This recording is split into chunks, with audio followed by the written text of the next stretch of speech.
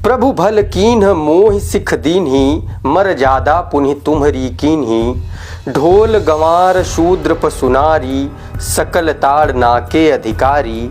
पूजहि विप्र सकल गुणहीना, शूद्र न पूजहु वेद प्रवीणा। मैं आपको रामचरितमानस सुनाने या उसका पाठ करने नहीं आया हूँ। मैं आपको ये बताने आया हूँ कि रामचरितमानस की इन चौपाइयों को लेकर हिंदुस्तान में बवाल मचा हुआ है। बिहार से सुलगी चिंगारी अब उत्तर प्रदेश पहुंच चुकी है।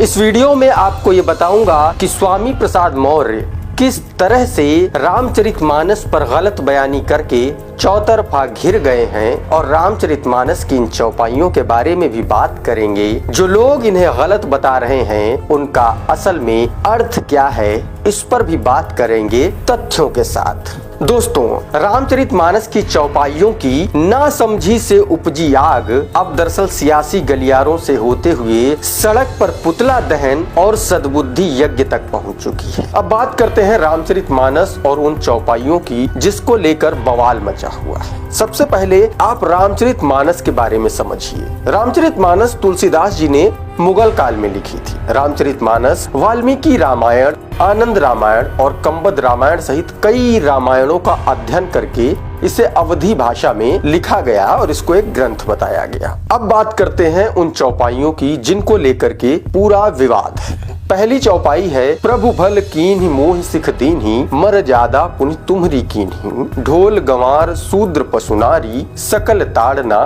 के अधिकारी। इसका मतलब ये है कि ढोलक, गंवार, वंचित, जानवर और नारी, ये पांच पूरी तरह से जानने के विषय हैं, अच्छी तरह से समझने के विषय हैं। इन्हें जाने बगैर इनके साथ व्यवहार करने से अहित होता है। ढोलक को अगर सही से नहीं बजाया जाए तो उससे कर्कश ध्वनि निकलती है।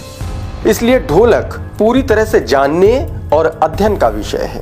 इसी तरह से अनपढ़ व्यक्ति आपकी किसी बात का गलत अर्थ निकाल सकता है, इसलिए उसके बारे में अच्छी तरह से जानकर ही उसको कोई बात समझाना चाहिए। इसी तरह से वंचित व्यक्ति का जो जिक्र आता है, तो वंचित व्यक्ति को जानकर ही आप किसी कार्य में या किसी काम में उसका सहयोग ले सकते हैं, वरना उस काम की असफलता पर संदेह बना रहेगा, शंका बनी रहेगी। इसी तरह से पशु और जानवर हमारे व्यवहार या गतिविधि से भयभीत या आहत हो जाते हैं और न चाहते हुए भी वो डर की वजह से हमला कर सकते हैं। और इसी तरह से तुलसीदास ने जब नारी शब्द का इस्तेमाल किया तो वो जानते थे कि नारी माँ, बहन और बेटी भी होती है, लेकिन लोग सिर्फ पत्नी के अर्थ में ही उसे लेते हैं। इसलिए यहाँ तुलसीदास कहना चाहते हैं कि नारी की भावना को समझे बगैर उसके साथ आप रह नहीं सकते। हालांकि कुछ लोगों का मानना ये भी है कि इस चौपाई में बदलाव किया गया है। असली चौपाई में शूद्र नहीं क्षुब्ध है और नारी नहीं रारी है, यानी ढोल, गंवार, क्षुब्ध, पशु, रारी, ये सब ताड़न के अधिकारी। दूसरी चौपाई,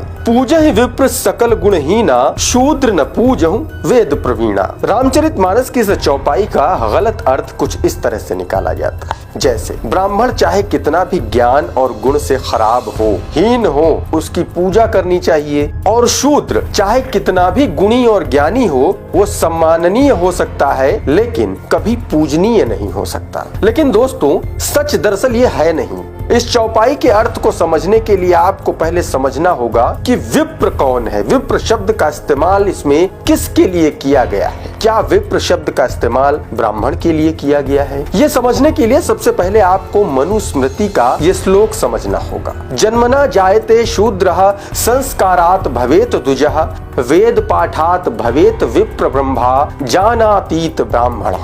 इसका मतलब ये है कि हर व्यक्ति और हर आदमी जन्म से शूद्र होता है, संस्कार से वो द्विज बन सकता है और वेदों को पढ़ने और समझने से वो विप्र हो सकता है, लेकिन जो ब्रह्म को जान ले वही ब्राह्मण कहलाने का अधिकारी है। यानी हर वो व्यक्ति ब्राह्मण है जो ब्रह्म को जान गया। इसलिए विप्र शब्द का अर्थ यहाँ ब्राह्मण के परिप्रेक्ष्य में नहीं, जातिवाद के परिप्रेक्ष्य में नहीं, बल्कि व्यक्ति के व्यवहार और उसके ज्ञान के परिप्रेक्ष्य में इस्तेमाल किया गया।